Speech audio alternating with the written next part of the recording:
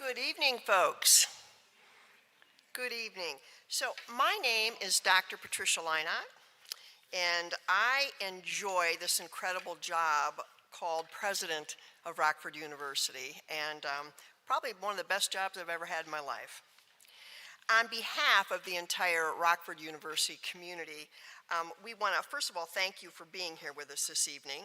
And I want to also say how proud we are to actually host the Institute of Public Policy and World Affairs at Rockford University.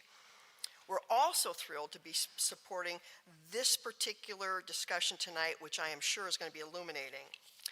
Now, indulge me for just one moment. In my lifetime, there have been several moments in American history when it felt like the U.S. Constitution and American democracy were in serious peril. So I was born in '55, so the McCarthy era, Red Scare, those were that was serious business. Even as a little kid, I remember hearing about this. I had a great aunt. Her name was Irene Wicker. She was a radio and television personality in New York and Chicago in the 40s and 50s, and her name was listed in red channels, and her career was destroyed. It was never the same. Kellogg's, her sponsor, dropped her. She never quite recovered from that. And though she was eventually cleared of all wrongdoing by the House Un-American Activities Committee, it had a huge impact. And even as a little kid who didn't quite understand, I understood that something with our government had to be protected. And that Constitution was the thing that was going to protect us. Fast forward, it's the 60s, I'm a young kid. The Civil Rights Movement, two things I remember as a kid, the war and the Civil Rights Movement. Government resistance, Selma, those were, again, times that were testing our Constitution. Fast forward to high school, it's the 70s. Oh my God, Watergate. Watergate really tested the boundaries of executive branch power, right? Political sabotage, obstruction of justice, and it took a Supreme Court ruling, the judicial branch, right, to help kind of set that right. Fast forward, it's the mid-'80s, Iran-Contra. That too raised serious concerns about the executive branch perhaps overreaching. And then, we sometimes forget about this, in 2000, remember Bush versus Gore? That presidential election, a lot of people too thought that the judicial branch overreached and undermined the democratic process. And then I think for me, it seems like yesterday, but think about it, it's over 20 some years, the Patriot Act in response to the attacks of 9/11, right? The Patriot Act, remember how we were concerned about in order to protect the country, we might have to trample on some, some civil rights. One more test of this thing we call the Constitution. Those are all examples of just in my lifetime when the Constitution and American democracy really felt threatened. But I will say this, today in 2025, in an era of unprecedented divisions, it feels like the principles enshrined in our Constitution are more at risk than ever before, at least in my lifetime.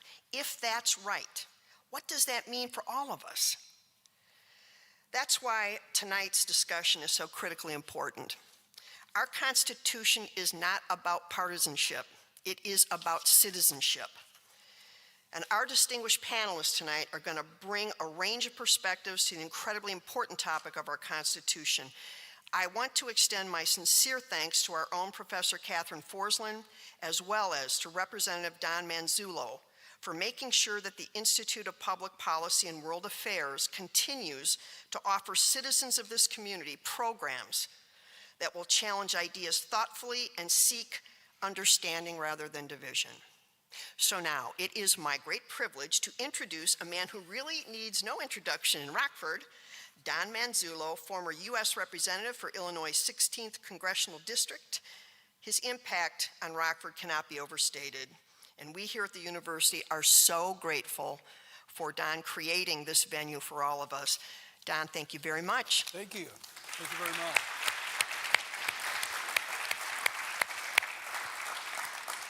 Before I start, Catherine, I've got books to hand out to the people and pens so you can legibly put in your name and email so we can notify you of future events.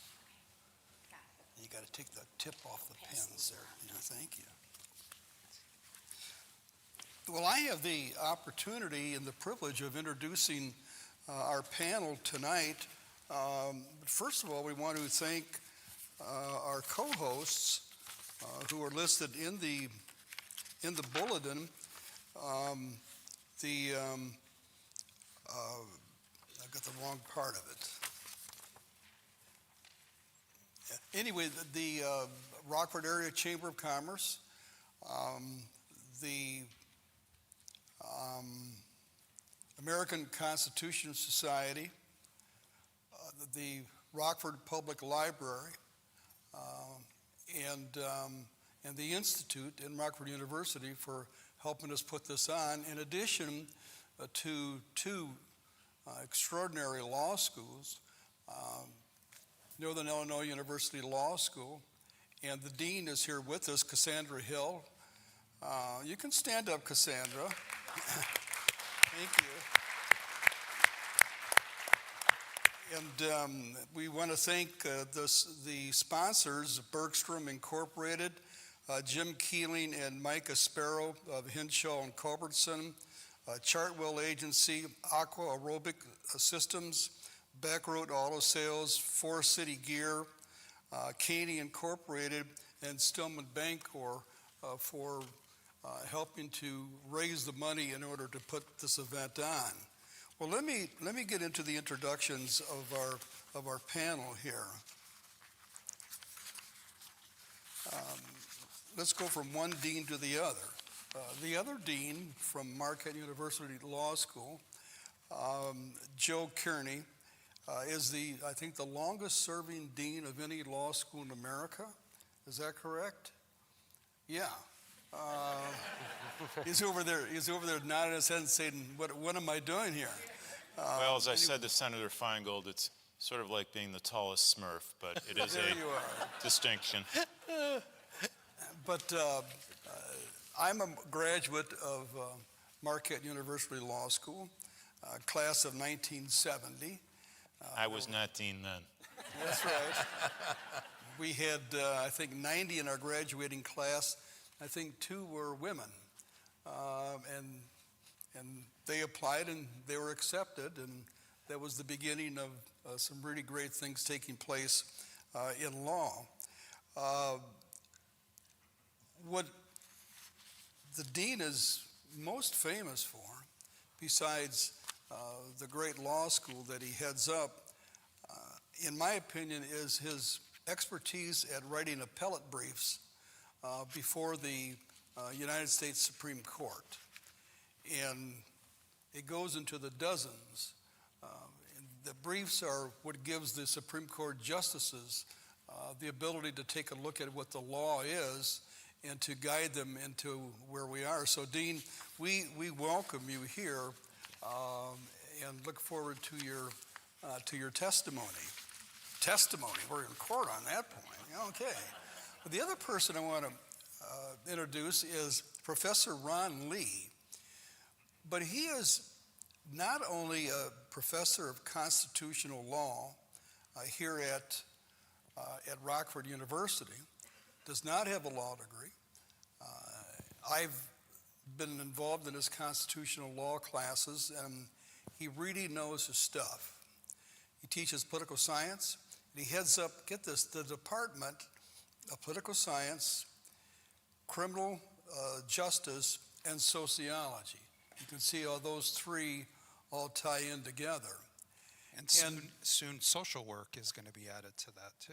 And so, did I put in sociology? Social work. Social work, okay.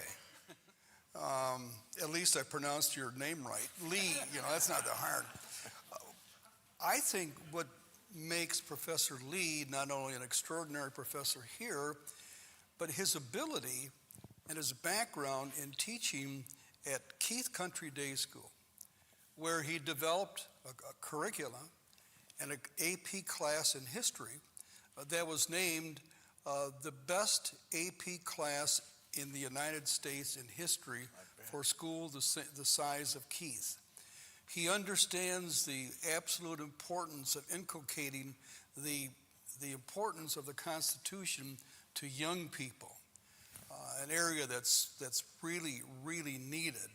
And I've been working with iCivic in order to help that also. And then let me introduce to you Evan Bernick. Evan is a professor at Northern Illinois University. I can't even get into naming the articles that he has written as a professor there. And he has one of the most interesting backgrounds. He teaches constitutional law. He used to head up the Center for the Constitution at Georgetown University. You'll notice this Jesuit influence going on here with Georgetown and Marquette. And his background includes working with many organizations, including the Heritage Foundation. And one of the things that we have found is the extraordinary talent that's local here at NIU and at Marquette for these people. And then last of all, Russ Feingold. I got to know Russ traveling back and forth from Washington to Chicago, where we would commute virtually every weekend, and we'd sit next to each other at times and start chatting. And I thought, this is really one of the nicest guys I've ever met. But the only vote we agreed on was to adjourn the Congress, and that was that was an important vote. Yeah, and that's important because that gave us the ability to get out of town. And so I saw somewhere, I'm not sure where it was, where he had written a book called The Constitution in Jeopardy, written with a fellow named Peter Prindiville, who was his student at Stanford University in Stanford Law University in California. And I started reading this, and my wife said, what's going on? And I said, I just can't believe what's going on in America today in terms of this very esoteric issue as to what it means for a state to call a convention under Article 5, and it's never been done before. And Russ served 3 terms in the Senate.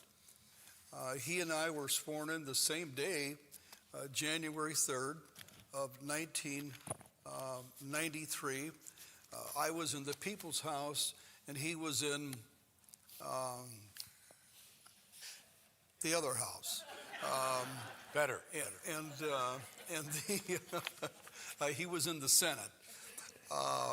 Written many articles, teaches in various organizations, and he is the president of the American Constitution Society, and apparently this is your last appearance as a member of that society. After 5 years, yeah.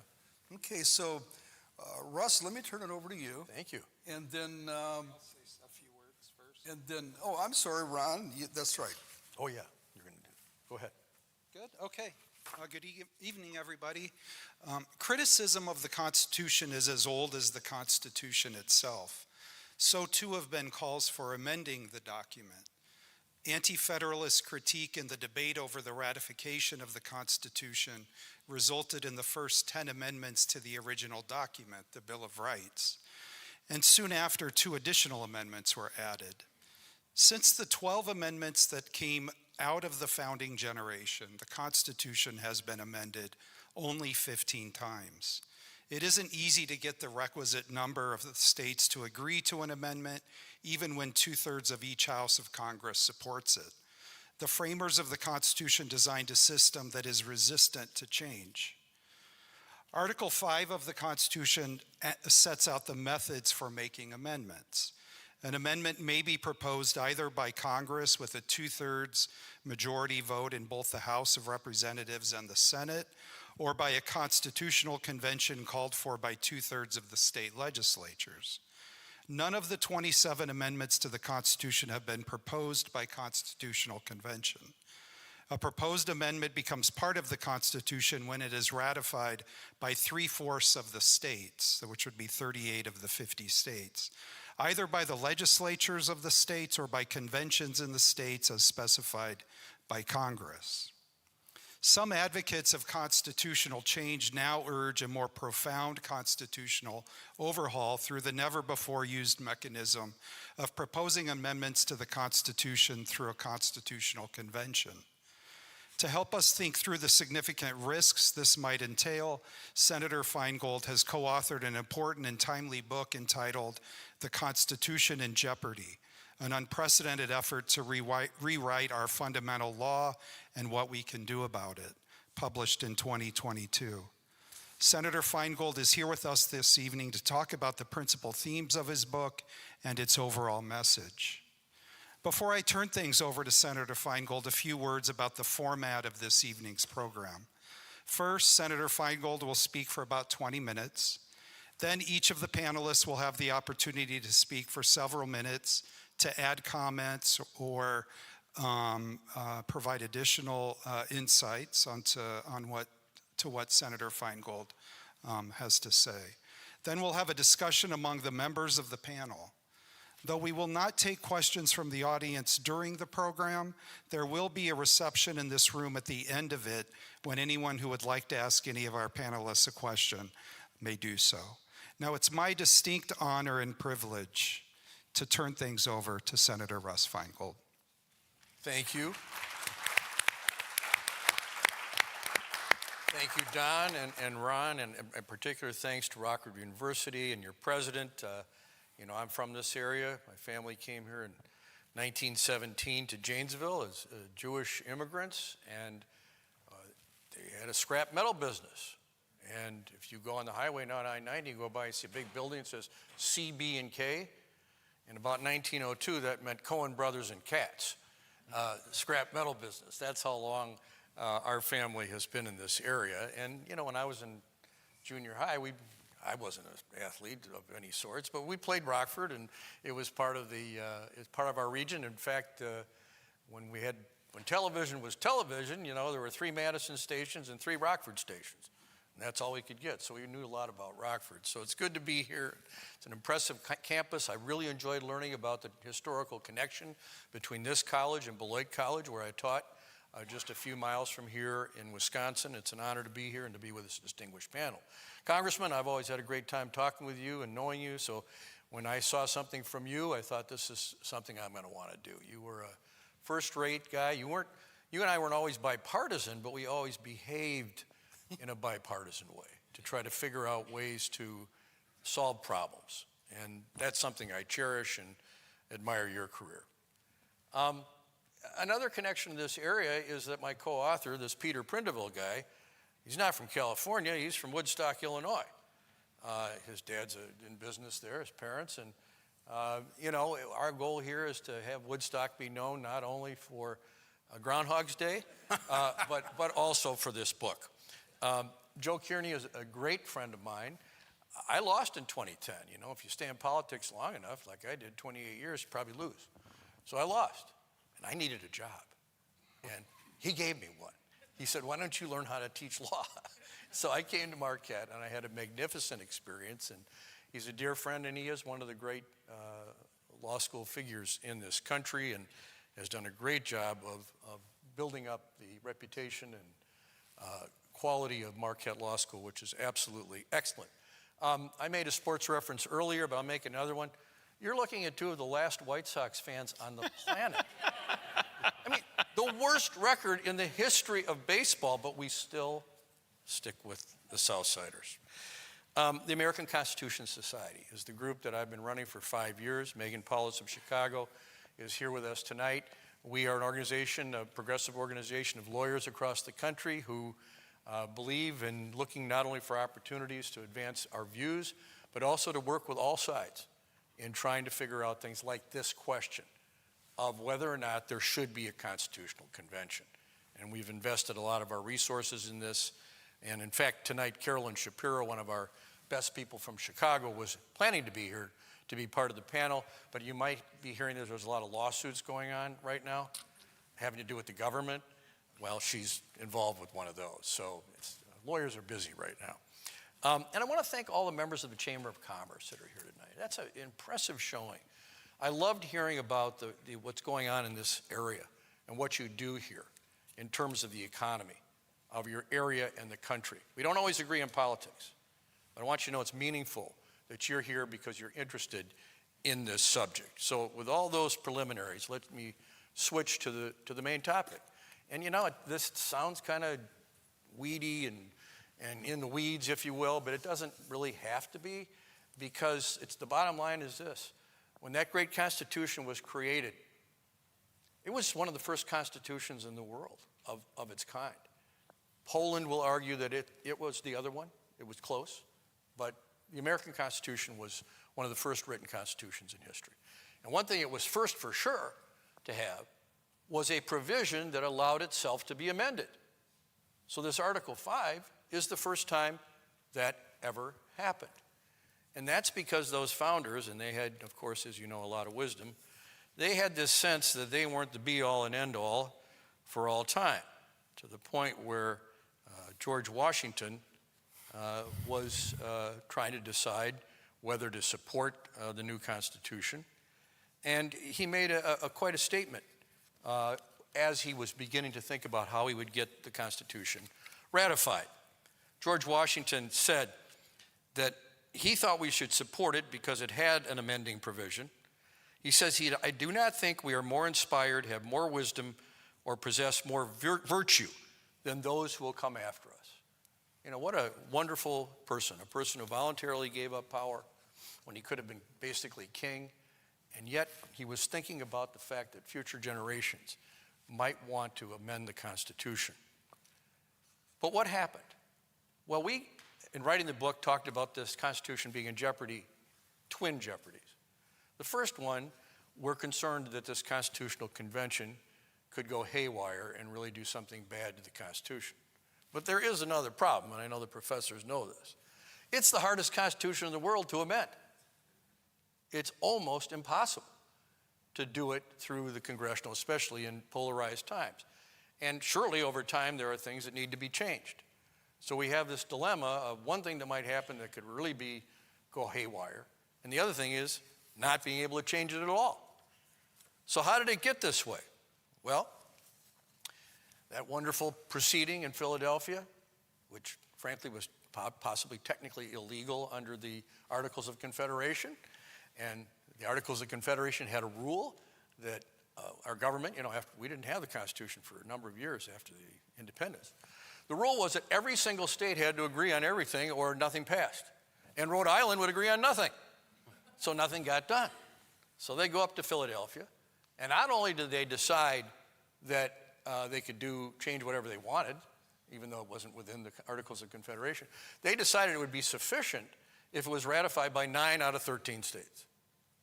And so a lot of things were changed. But one provision was very critical. There were a number of other ones, as we all know, the debates about the Electoral College and the Senate. But one of the ones that was resolved only at the very end was this question about how the Constitution could be amended. At the beginning of the Constitutional Convention, on the first day, the Virginia Plan was introduced. And that's a famous plan for many reasons, but one of the things it had in there was a provision that said that amendments can be proposed through a constitutional convention.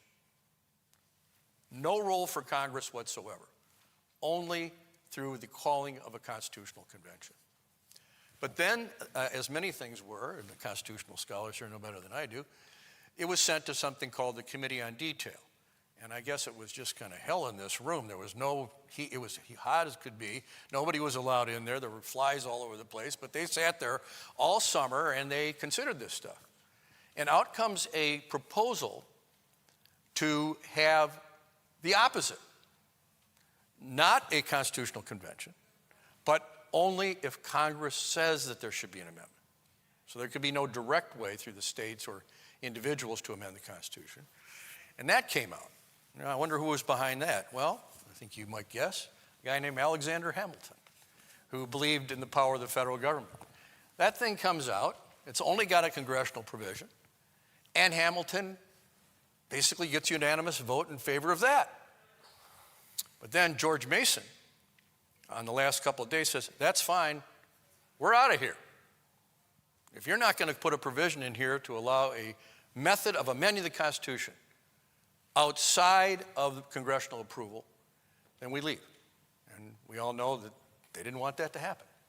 So they agreed rather hurriedly on having the congressional route, which we all know, 2/3 from both houses, and then 3/4 of the states. They agreed on the idea that 2/3 of the states could ask for or demand a constitutional convention, and that would be held. But there were absolutely no rules or provisions or any information at all about how or it should be done, to the point where James Madison commented that there was no sense about the quorum or the form that this should take. Nonetheless, these two mechanisms have been in that Constitution throughout our country's history.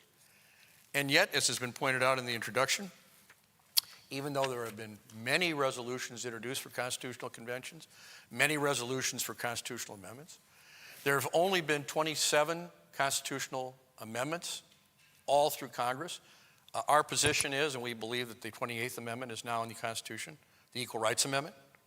President Biden just acknowledged that that has happened. We can debate that for days if we like. But in any event, there's either 27 or 28 amendments in the entire history, and there's never been one of these constitutional conventions. It's come close. This state did it. Everett McKinley Dirksen, the great senator from Illinois, led a movement to overturn the decisions that had to do with reapportionment that were troubling in many states that had large rural populations. He came close in Congress and didn't get it, so he decided to try to have a constitutional convention. And he was getting very close to having the number of states needed to have a constitutional convention convened, and he suddenly died. And it didn't happen. So it's come close before. But it has never come closer than the current movement. In fact, there was a belief 100 years ago that the Constitution was done, that it wouldn't be amended anymore. A famous political scientist wrote that the Constitution was complete and it wouldn't be amended at the turn of the century. And he found out later when he was president of the United States that that wasn't the case. Woodrow Wilson was that political scientist. So there were spurts of amendments, but basically very few and no constitutional convention. Until a few years ago, that a group backed by some of the wealthiest individuals in our country decided that they wanted to activate this idea of calling a constitutional convention. And they call themselves the Committee of the States, of the Convention of the States, which, by the way, is kind of a loaded term because it's not actually a convention of the states at all. They've only asked for it. But what they're trying to do is set up a situation where this convention has to be called. And my belief, and my co-author's belief, and I think most scholars' belief is, this isn't something that Congress gets to think about. If 34 states send in the petition, it's done. They are required to call a convention. And so this group has been training people since 2013. They bring in conservative legislators from every state, and they hold mock conventions. So there are liberals that laugh at this and think it's silly, but they're doing a pretty good job. They're training people who would be delegates, and they're training people who, they've done it several times, and they've had mock votes. And the votes have come up with things that, frankly, are not very happy for me as a progressive or a liberal, but also things that might trouble conservatives. In fact, what we found is that a number of states, like Montana, they didn't pass the resolution because of the most far-right groups. The Eagle Forum and the John Birch Society didn't want it either. They're concerned about having an open-ended convention where absolutely anything can happen.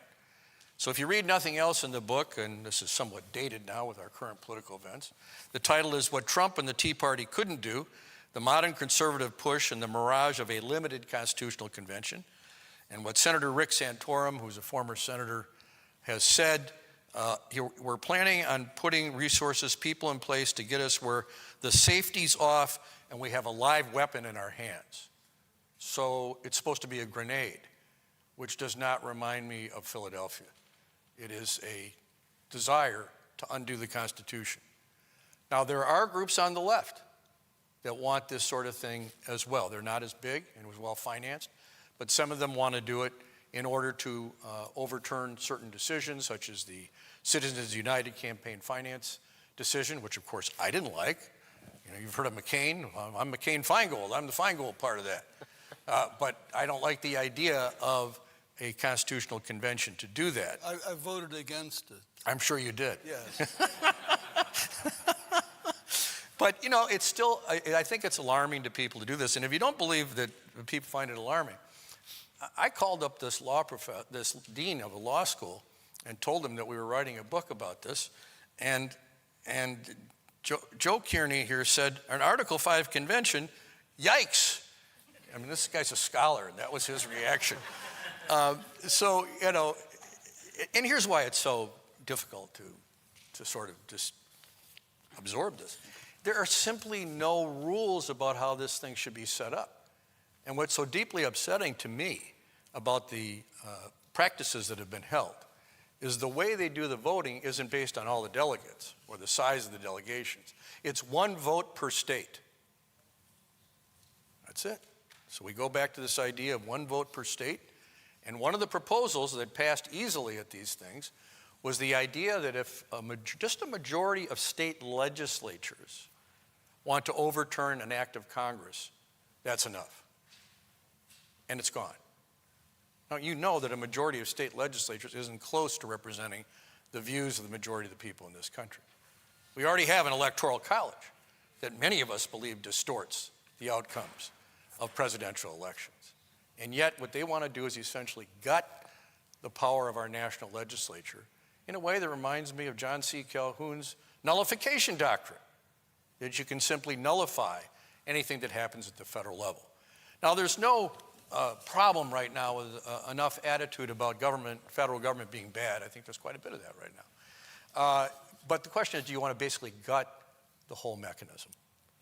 And who would be the delegates? How would they be chosen? Congress doesn't have the power to do it.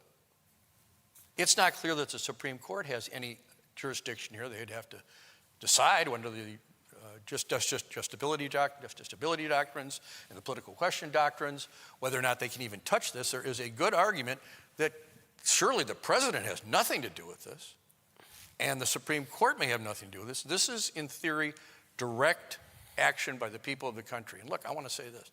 Of course it's possible that a constitution would need to be replaced. These provisions are legitimate. But is this the time, and is this the place, and is this the way to do it? And if you think I'm just blowing smoke on this, I can tell you that this week, House Budget Committee Chair Jody Arrington introduced a resolution to call a constitutional convention.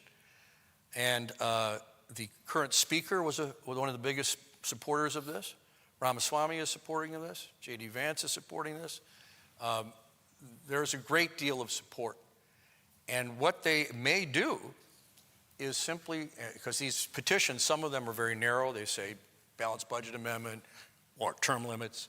What they claim they can do is count different ones that are about different topics to get to the 34 to require the convention. And if the House votes for this and the Senate votes for this, that's it. I mean, the president doesn't have a role. And who's going to stop him? And how's it going to get resolved? Who's going to make the rules? So, you know, it seems like we have enough tumult already in the country. Is this really a good time to have a constitutional convention? So, you know, obviously I can say a lot more about this, but maybe just finish by suggesting to you, you know, what are some of the things that could come through something like this? Let's say it's a conservative-dominated group, maybe taking away the limitation on presidential terms, passing this thing I just described about overturning congressional action, banning all abortions, eliminating birthright citizenship. They could do all those things. You know, liberals might do is overturn the campaign finance for decisions, making abortion guaranteed in the country, getting rid of the electoral college, DC statehood, the other side of birthright citizenship. They might even think it's a good idea to limit the pardon power. Who knows? Sounds like a possibility. Anyway, is this the way we want these issues resolved? So let me, having thrown all that raw meat out there on this subject, let me finish with my remarks. Dean Kearney? So I want to certainly begin by thanking Rockford University for convening this, and to Congressman Manzullo for inviting me, and to all of you for being here. This is a most important topic. We have the daily events that roil the body politic, and we read of actions of the president and actions or inactions of the Congress and the occasional decisions of the Supreme Court, and it is possible in the midst of all that to not appreciate that there is this, I'm trying to avoid the most alarming of phrases, but this grenade that some are trying to pry open, if you will. And so I am especially grateful to Senator Feingold and to his co-author, Peter Prindiville, for their work in bringing this to the fore. And I suppose that I want to do two things in particular. One is to note my own belief that this is not a partisan issue. This is not an issue on which those on the left should typically be expected to have one view, and those on the right should typically be expected to have the other view. I think that it is right for individuals in the United States to approach this from all sides and to see the difficulties that Senator Feingold and Peter Prindiville have pointed out, and to come to the same, at least basic conclusion, which is to say that the prospect of such a convention is alarming. And the precise approach one takes to guard against that, or at least to have some actions that are taken in advance that would mitigate the risks, are probably going to divide people a little bit more, but this is really quite important. And then the other thing that I would say is I would restate my quotation. And it is true that I sent an email back that said, an Article 5 convention, yikes. But if you note, there was no exclamation point in the email that I sent back, and I thought it at least appropriate that your co-author, who is a native of Woodstock, Illinois, and who came in every day on the train to attend my high school, St. Ignatius in Chicago. Imagine that commute, going from Woodstock, Illinois, every day down to Roosevelt and Racine to go to high school. And he asked me whether he could amend my email and add an exclamation point. And I said, certainly not, but I relate this story not just to demonstrate the scrupulousness with which the authors proceed. They wanted the permission to quote me. They wanted the permission, if it was going to be available, to add the exclamation point. And I said no, but I said no in part because this is an alarming prospect. It does deserve the word yikes. But I also think that there is a mechanism at the back end, and maybe my colleague, the professor, who I think is more known for his constitutional law work than I am, will elaborate on this, or not trying to direct your comments. You'll speak to whatever you want. But after the states act, then, after the convention acts, the various states, 3/4, I believe, would then have to approve the new document as the Constitution. So it would not be over once the convention got called, or even once the convention acted. There is this back-end mechanism. And yet I do want to acknowledge that we see how the pressure can be maintained. That is to say, how the prospect of being in that position is certainly a lot less happy than the prospect of not having that convention come to pass in the first place. So those are my basic comments. I'm very much looking forward to hearing what others have to say. Professor Bernick? So this is a bit awkward for me. Not because I didn't like the book. In fact, I really liked the book. It would be really awkward if I didn't like the book. But because although I agree with the bottom line concerns that Senator Feingold raises about an Article 5 convention initiated by the states, or as it is so-called, the Convention of the States, I think that the fact that we're worried about it tells us uncomfortable things about Article 5 and also the Constitution as a whole and also the state of our constitutional order. What are we worried about concerning what will happen at this Convention of the States? We're worried, as Senator Feingold talks about capture, about special interests with agendas adverse to those of the community of a whole taking over a constitutional process and effectively acting as an oligarchy through which they impose their will on the many, the few dominating the many. The prospect of faction, or as Madison referred to them, the mischiefs of faction, are precisely the sort of thing that is not supposed to happen to begin with. If the Constitution is firing on all cylinders, we've got an extended republic, we've got schemes of representation, we've got structures that are in place to prevent this from happening, and yet we're worried about it happening. I don't think that this is a situation where, we got this one-time worry about an ordinarily well-functioning constitutional system that just might be taken advantage of. I think we need to think deeply about Article 5, about fixed points in our constitutional structure that aren't going anywhere anytime soon, that are frankly unsmall-d democratic and allow for the possibility of oligarchical capture. And in this regard, I want to talk a little bit about revolution, as if this weren't alarming enough already.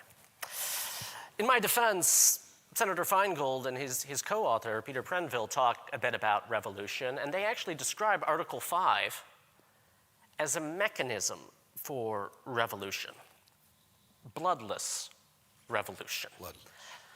This is a really arresting and interesting claim. If you look through the etymology of the word revolution, you find, I didn't make this up myself, Hannah Arendt said it first, but if you look at the etymology of the word revolution, you first find that it emerged in astronomy. It was a means of describing the regular, law-like motion of the stars. It wasn't violent, and it didn't create new things. It was regular and kept things in a state of continued restoration. The first time the concept of revolution is used in the political context, it's the Glorious Revolution, the expulsion of the Stuart kings, the restoration of the best understanding of monarchy under William and Mary. Modernly, that's not how we think about revolutions. We think about them as bloody things that, at a minimum, bring new things into existence. And Article 5 kind of strikes a balance between those two senses of revolution. On the one hand, you can bring new things into existence via Article 5. On the other, you do so subject to constraints that presuppose the existence of a system that isn't going anywhere. The most telling aspect of that is one substantive limitation on what can be done via Article 5. It involves the Senate. you can't get rid of equal state representation in the Senate unless all the states agree. That's weird. Weird from a political theoretical perspective in which we, the people, delegate power to our representatives to act on our behalf. It's weird because all of a sudden, the fundamental initiators are not the people, they're the states. And the people can't change their form of government without going through the states. What I want to suggest is that the Constitution, not just in Article 5, but in many of the structures which it sets up, imposes limits on how we can govern ourselves that represent something of an overcorrection vis-a-vis the founding baseline and very prominent concerns about just what happens if you let majorities rule too much. When Jefferson talked about a little revolution now and then being a good thing, he was talking about Shays' Rebellion. What was Shays' Rebellion? Well, it was an agrarian uprising that spooked the primarily political economic elites that gathered at the Philadelphia Convention. They designed a government that was calculated to protect the nation against the mischiefs of a particular kind of faction. They were less concerned about oligarchy than they were about rampant majorities doing what they wanted, expropriating the rich, issuing paper money, see Rhode Islands. I mean, at this point, you make your way through the Federalist Papers, they kind of just seem like a series of diss tracts directed against Rhode Island. And they built a system with a bunch of very reticulated checks and balances designed to prevent that kind of faction. However, they were so concerned with doing that, that as Jefferson complained in his letter to Madison, they insulated the operations of government far too much from direct popular control. And I think we need to seriously reckon with that in thinking about the degree to which we venerate the Constitution today. It does a lot of things right. We shouldn't chuck it out anytime soon. However, does it deliver on the full promise that the Federalists advertised to the people? Does it enable the people not only to say yes to ratification, not only to elect their representatives, but continuously act as agents of political power? It's pretty difficult to say that, particularly when I would say the closest thing to a revolution in the transformative sense, amendments in the Constitution, the 14th Amendment, was ratified only by threatening southern states with continued expulsion unless they accepted it. The best, highest point of American democracy, the most transformative constitutional change that has ever taken place, did so through an end around Article 5. And in thinking about how we should think about Article 5, the prospects of a convention, the fact that sitting atop the executive branch is the kind of person that the framers designed a government around, preventing from ever having any kind of official power. And the framers of this 1868 Constitution literally included a provision, Section 3, barring from ever holding power again. Something has gone awry with our system of government, and we shouldn't feel too comfortable about it. And the fact that we're concerned about something that everybody pretty much acknowledges, this is a thing that the states can really do, actually operating, tells us bad things about the health, not just of our, sense of civic virtue, but the system itself. I agree.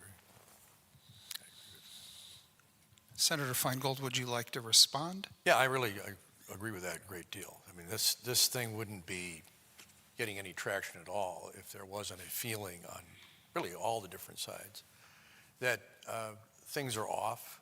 I mean, the frustration for liberals especially, and Democrats and others, that at least twice Republicans were elected president because of the Electoral College, not this time, but because of the Electoral College, is a sense of having been robbed of change that they felt that they were entitled to. On the other hand, the conservative view of the federal government, which is being, frankly, right now, I think, distorted beyond belief, but the idea that the federal government is too big and that it's not accountable has become so ingrained with the American people, and in many cases justified, in some cases not justified at all, has reached the point where people think that they actually could put together a group of state legislators who would do a better job than the founders. And they can just do it and send it out. And by the way, Dean, I agree with you. There is the safety valve of 38 states that have to ratify. But keep in mind, there's no convention unless 34 have already said we want it. So all they need is 4 more. And as you acknowledge, there is a momentum element that can occur. But of course, the 38 states would have to ratify it. But I have a feeling that given the way state legislatures are set up, remember, this isn't popular vote. This is one of my objections. These aren't votes of the people of Illinois or Wisconsin. They're simply the votes of the legislature, or if the Congress were to decide, and I guess they still would have that power, to have a convention. The only time, to ratify, the only time they did that was getting rid of prohibition. Dean? So I don't want to overrate the safe harbor of the 38 states, but I do think it to be a little safer than you describe. This may be naive, and you are more the expert with respect to politics than I, but I think it to be one thing for 2/3 of the states to call for a convention, and another thing for 3/4 of the states to approve the new document. I appreciate by one metric, that is to say, counting, it's only 4 more states. At the same time, I think the motivations among many of the folks who today are calling for a constitutional convention and would like to see it happen are not altogether overlapping. And it's one thing in advance to want something that exists only in your mind's eye and is going to reflect, therefore, in your mind, all of your hopes and dreams and none of your fears. And it's quite another to have the actual document and to see that the First Amendment or the Second Amendment or the Fourth Amendment, poor Third Amendment, no one ever talks about it, but let's set that It's in our aside. book. It's in the book. Okay. As ignored. Right. Has been or would be changed in a way that one did not remotely expect. So that's my immediate response to the past comment. And a fair point that you've made, I want to give you a little more support on this, is the recent history of what's happened in Chile. In Chile, they had a national movement to have a constitutional convention. And they figured out a way to elect all these representatives, and they were pretty far to the left, and there was a lot of momentum for this thing. And then they came up with a document, and it had to be voted on by the people of the country, though, and it was rejected. But the difference is it was a popular vote. It wasn't, but I think that was an interesting dynamic that supports the scenario you're describing. Yeah, just to build on that, to my friends on the left, well, I'm on the left, but I also have friends on the left, who view the possibility of a Article 5 convention more positively than I do. I would simply submit that to the extent that you think that because of small d democratic concerns with the Constitution itself, just know that that convention is not going to be small d democratic. You will not see representation on the basis of population at that convention. You will see, effectively, the replication of the same small d democratic problems with the Constitution itself preserved in miniature at that convention, and you can expect that the results, however oligarchic you think the Constitution is at present, will be even more so once the Constitution is amended in that way.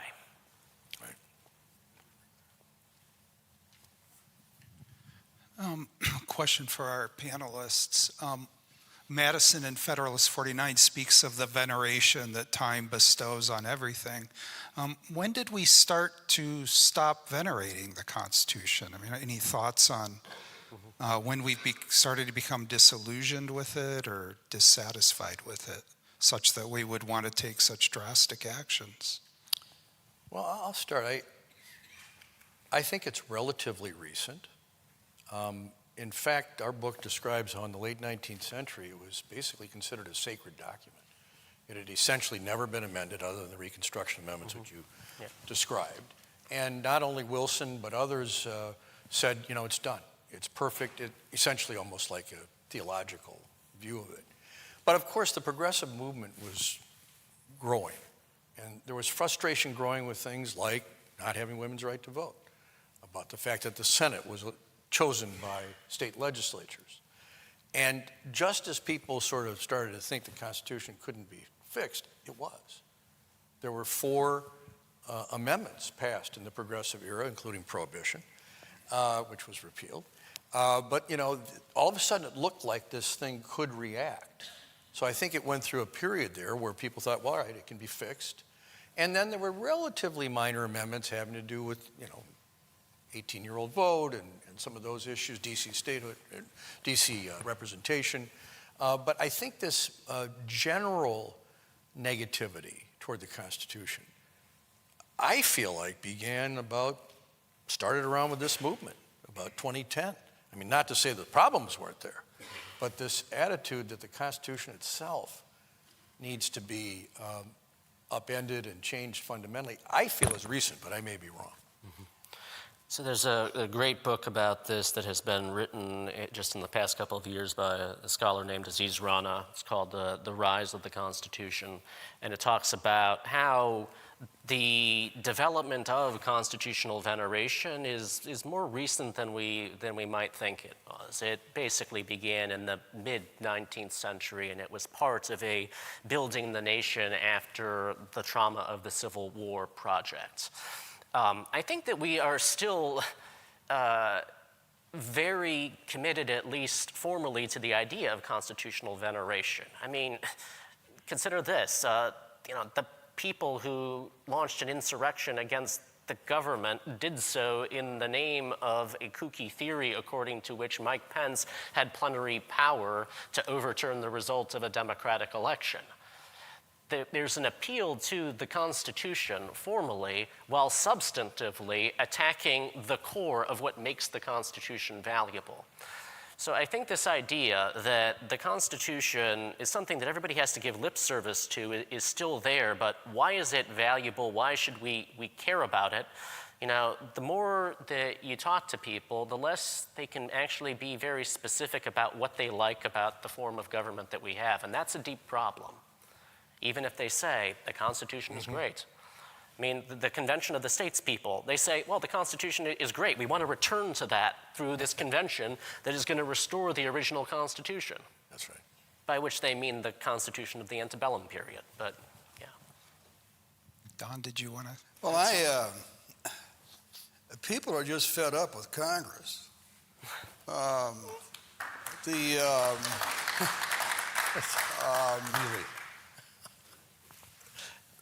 Laws were passed specifically at how Congress takes a look at the budget. And it's broken down into 12 separate bills that take a look at the 10,000 federal programs and say which of these should survive. The problem is that oftentimes in the Senate would say, well, we're not going to do appropriations, which means that they're going to do squat and wait in the end for that giant bill. And I know that Russ, you were as frustrated as I was when you saw this. I'm talking about a bill like this. And I saw a bill that had Post-it notes stuck to it with arrows marking out dollar amounts, with the new dollar amounts being on the Post-it note. And I was looking for a particular provision, and I dug through this thing, and I said, this is not why I was elected. I was elected to be a representative of the people, to oversee what the government is doing. That's the difference between a democracy as a direct method and a republic is where you elect somebody to do due diligence and to keep things under control. Well, a lot of that has to do with the fact that so many members have to beg members of the Appropriations Committee to get in their earmarks for what they want done. Now, I'm not opposed to earmarks. Earmarks are less than 3% of the total amount that's spent. And if I wanted to get an earmark to spend $1 million on Crusader Clinic to put it on a new roof, I did that. That's why we're there. But when you take a look today, with members of Congress swearing, foul-mouthing witnesses, that never took place in our day. The chairman of the committee would immediately lower the gavel and say that this person's out of order. And instead, people are now looking at the debasing of decency with Congress as its leader. Now that's why people will turn to different methods of trying to govern a country. What's at stake here is the thought that went into the original Constitution. Most of you have never heard of James Wilson from Carlisle, Pennsylvania. He came over from Scotland in 1766, and he's one of 8 people that signed the Declaration, the Articles, and the Constitution. And he was the one. He was the second most prolific speaker in Philadelphia in that summer of 1787, second behind Madison, but you didn't hear much about Wilson because of what happened later on in his life. But he would say, and quoting David Hume, who was the secularist, relativist, whatever you want to call him, in Scotland, and he would say, what is the locus of sovereignty in this country? And he would say over and over again, it is with the people. That whether or not you believe that God gave them that sovereignty, the desire to live in freedom, or it was innately born within them, devoid of any deity, you still came to the same conclusion. is that the rights are embodied in the people. And he prevailed on that so much that when the Constitution was sent out to the states for ratification, the franchise to approve the Constitution in the individual states was greater than the right to vote in many of the states itself. In other words, you didn't have to own property in order to be a delegate to the Constitution. That's how deep down this Constitution is embedded, with going way to the grassroots of the people. And the scriveners of that document made that a special point, that it emanates from us. And we, the people, is not just a nice set of words, but we, the people, actually means this document is ours. It's our document. I got involved, and I'm of a different persuasion politically than Russ, not as a scholar of the Constitution, but as a student of the Constitution, and taking a look at what could happen.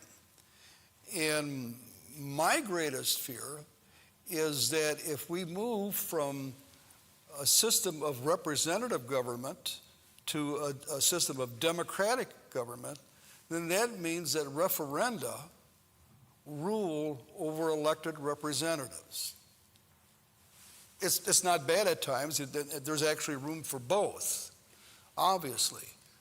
But the deeper point, Russ, and why I latched onto your book is the fact that I have a great fear that this convention could be called, and it's a sleeper. I mean, how many people here had ever heard of this before you came here tonight? Yeah. I see one hand. I mean, there's a few. several hands over here, but it's a sleeper going on in America, and the reason that we're having this is to bring to the attention of the American people of what's at stake. I had never heard of it 7 years ago, and I was teaching law. I was teaching, courses. I just didn't know that this thing was really happening. Yeah. What are the mechanics of this in terms of, like, how you're counting states that have agreed to this? Like, at what date going back? When would it trigger a convention? We have a whole does it chapter called Counting to 34 because it's very complicated. Some would say that you can only count petitions that are about the same thing. And there are a lot for the balanced budget amendment. There's not enough, but it's close. It's like, 28 or something like that. There's like 15 for term limits. There's a couple that combine them. This Convention of the States combines a few topics and has about 18 states. So if you just count them separately, they don't have it yet.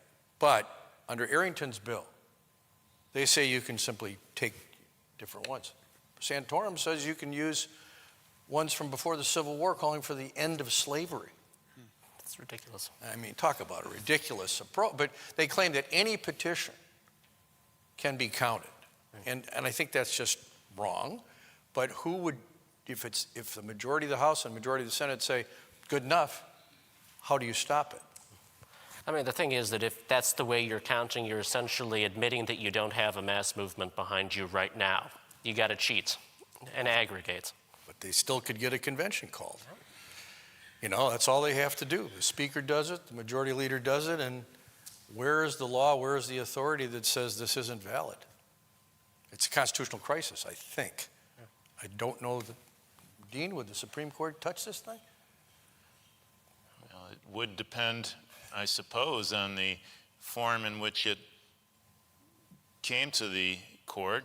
The court certainly has any number of, I think, appropriate, generally, devices for saying, no, we will not touch it, and it would be difficult to get it in a form where the court would feel it appropriate, I think, to rule on it, but it would depend on the form of the case. One of the things that's happening too, because of concerns, is that a number of states are getting all the petitions they've ever submitted and repealing them.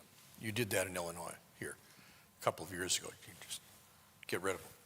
They're trying to do it in California. They're trying to do it in New York. So that most people believe that that can be done and that that eliminates that. So it sort of becomes this weird numbers game where they might get up to 30 and then 2 states might repeal it and then another state might come back, but it's this odd game. In fact, we're part of a coalition that monitors this on a weekly basis. Where are they passing it? Where are they repealing it?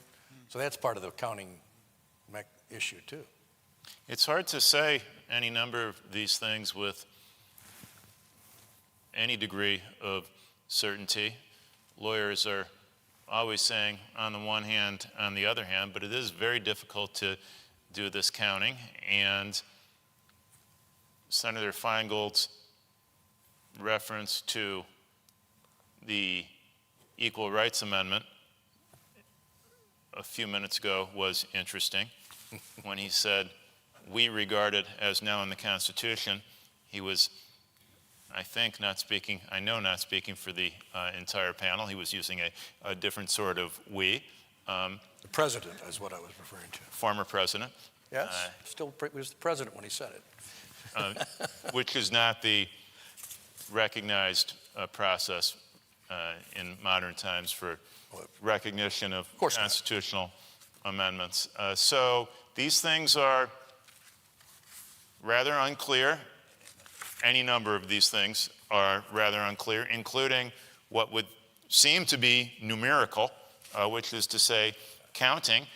And we are accustomed in our system for controverted questions, ultimately for the Supreme Court in an appropriate case to tell us what federal law is. And sometimes it is difficult to get the appropriate case there. If you think about the Line Item Veto Act that Congress passed in the 1990s, the first time it went to the court, it was a challenge brought by various members of Congress, and the Supreme Court had no difficulty in saying, you as members of Congress, in fact, do not have standing to bring this challenge in federal court. And then the next time it came to the court was when the city of New York, I believe, found itself to be losing some money that it otherwise would have gotten. And the court had little difficulty in saying not only is this a valid case, but that the Line Item Veto Act is unconstitutional. And I think what Senator Feingold particularly is saying here is, whereas we're ordinarily accustomed to having the Supreme Court decide controverted questions of federal law, not at all so clear that the court would regard itself as being presented with an appropriate case here. I can't say there's no set of circumstances, but it is more difficult to posit the case where the court would step in. I am of the radical opinion that we should act as if it doesn't matter if states try to aggregate votes from the pre-Civil War period in support of a convention and claim that they have enough to trigger Article 5. The response should be, make us. Because the Supreme Court, even if it doesn't weigh in on what the Constitution means, doesn't take from the American people in whose name the Constitution is authorized and who give it power the ability to decide what the Constitution means for ourselves. Just because the Supreme Court says the Constitution has nothing to say about partisan gerrymandering doesn't mean that states acting consistently with their own understanding of their own constitutions or in their legislatures can't take measures to prevent partisan gerrymandering. Similarly, if the Supreme Court is not going to weigh in on this issue because nobody has standing, what we should be saying to our representatives, and our representatives should be saying to us, is if you want to count votes to trigger Article 5, do so from votes in the 21st century. Could someone speak more about the gerrymandering issue? Because that's an underlying issue here, isn't it? If it was a groundswell of popular support for this, that's one thing, but the fact that it's coming from state legislatures, not popular votes in the states, Senator Feingold, I think makes you especially worried about it. It's a big part of this. I mean, let's look at Wisconsin. We have a Democratic governor, but we have had Republican legislature for many years, even when the votes would have suggested something very different. Well, the governor really has no role in this process. The legislatures, some states have the governor sign the bill, but they're not required to. So what the states are doing, under the leadership of this national group called ALEC, which is a conservative group that drafts legislation that all the states use, is they pass a thing saying, this is how we're going to pick the delegates for the Constitutional Convention. This is how it's going to work. And the people of the state don't get to vote on it, as you suggested. It's not going to be representative. It's just going to be the people that they have brought to these training sessions, 2 or 3 of the most conservative members of a gerrymandered legislature. And yes, the majority of the legislatures in our country have some problems like this, arguably. So you would have a constitution redrafted by a group of gerrymandered legislatures. But the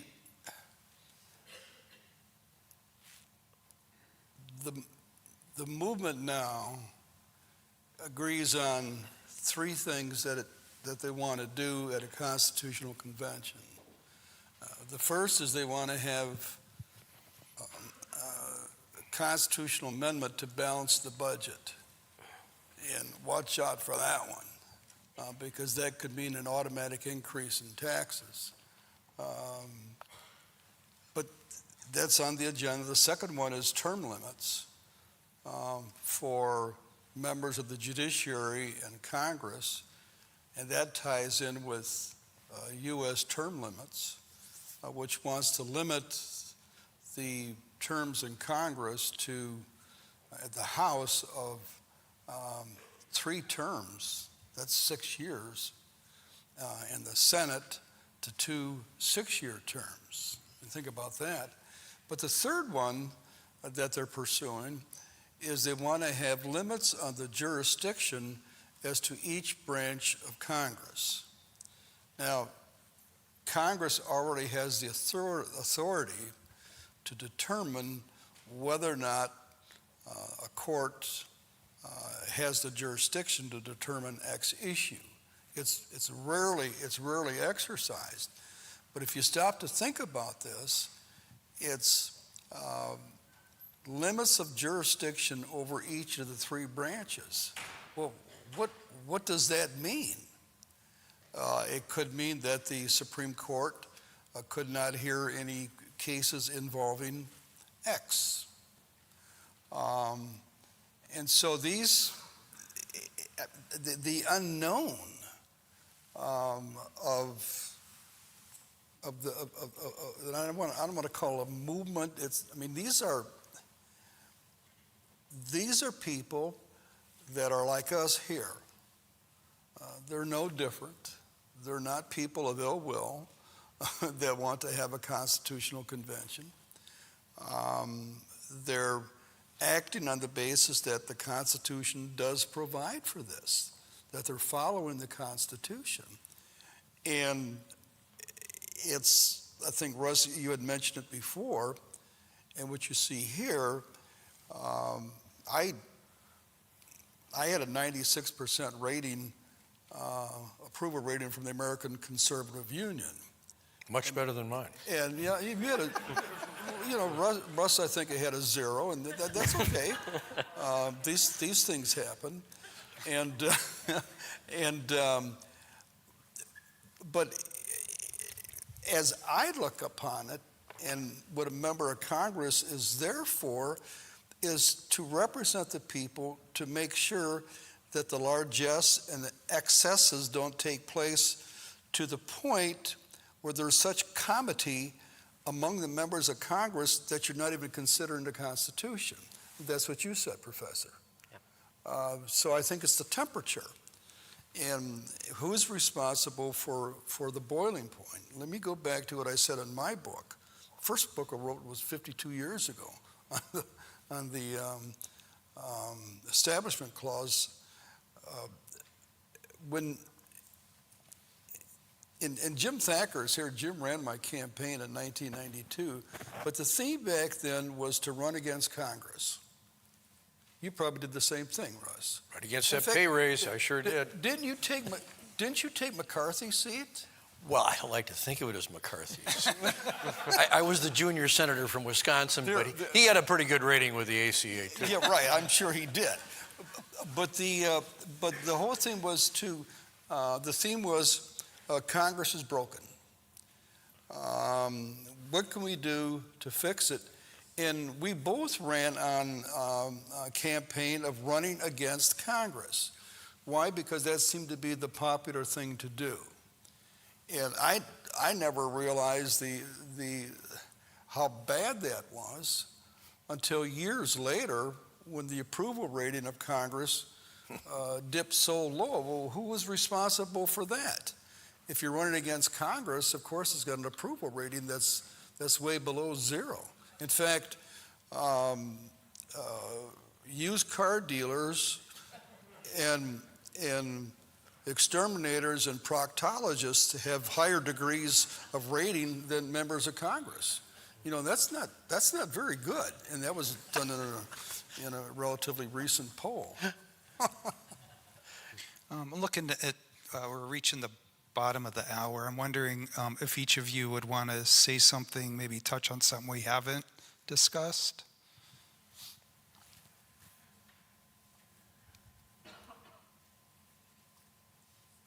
Well, you know, I guess what I want to say is that I mentioned at the beginning of the twin jeopardies.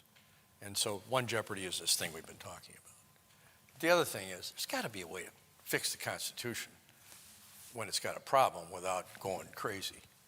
And that's where I think we need to change Article 5. And that would be very difficult to do. And I don't want to have a constitutional convention to do it because I don't think that can be controlled. But I think if we're going to have constitutional amendments, there has to be some popular approval.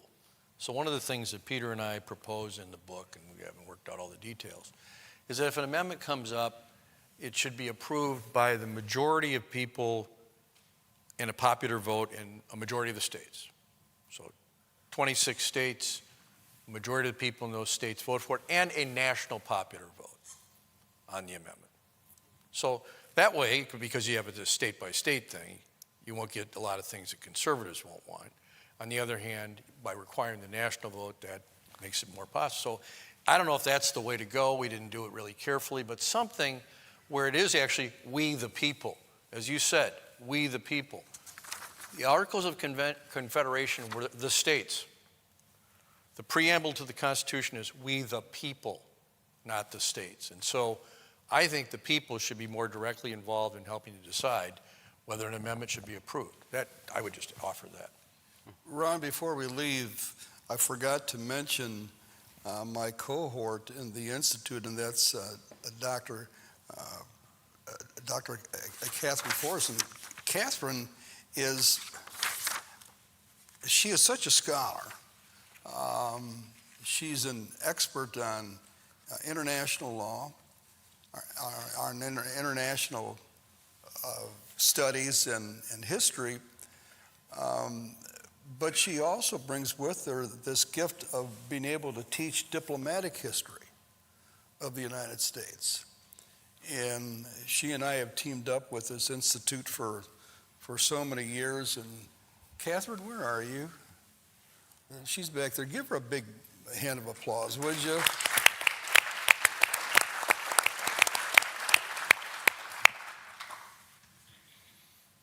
Dean?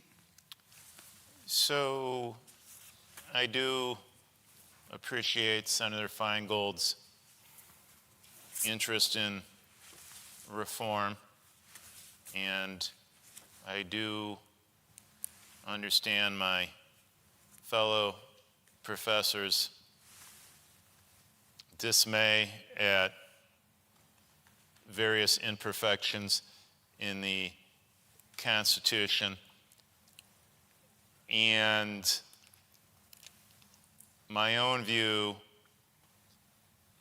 tends to be more small c conservative with respect to the Constitution. And that's not to doubt that there are imperfections, and you only touched upon a couple of them. Oh, I could go on. I know you could. And that's not to doubt that there could be possible improvements, but I prefer the status quo over the risks, because I am not so sure that we would all agree on the imperfections, or that we would all agree even sufficiently on the improvements. And my own answer to your question of when we began to become dissatisfied with the Constitution might have started a little earlier. I mean, we became dissatisfied with it, or at least our American forebears did, right away without the Bill of Rights. And that, of course, was added in part to ensure that there would not be an Article 5 Constitution. And I'm more of the view that in this society in particular, as hard as it is, it's really important for the center to try to hold the great line from Yeats that the center cannot hold. And I think that we, particularly those of us in the legal profession, need to resist that idea. And I'm kind of reminded of the line from the old poet Hilaire Belloc, when something like, always hold on to nurse for fear of getting something worse. And there are imperfections, there could be improvements. I'd like to hold on to the current thing more than anything else. Thank you. Professor Burnick?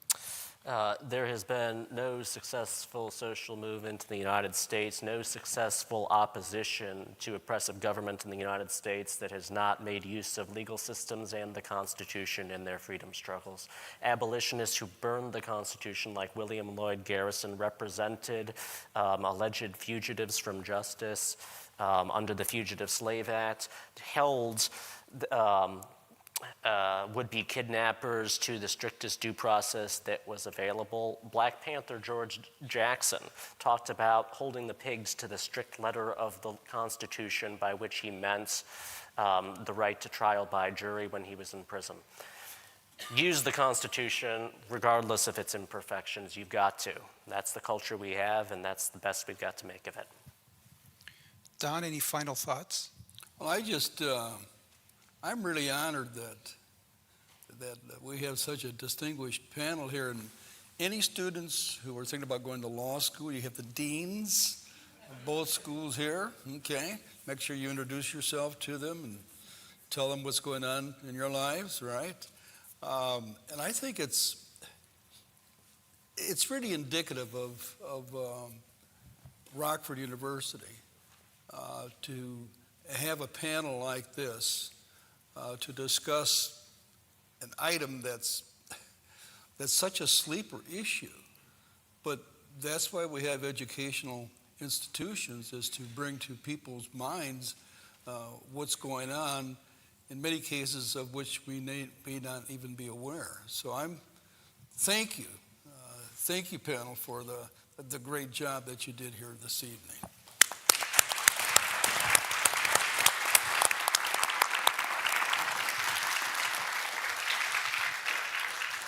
Okay, that ends the formal part of the evening. We'll have a reception here now following. Thank you.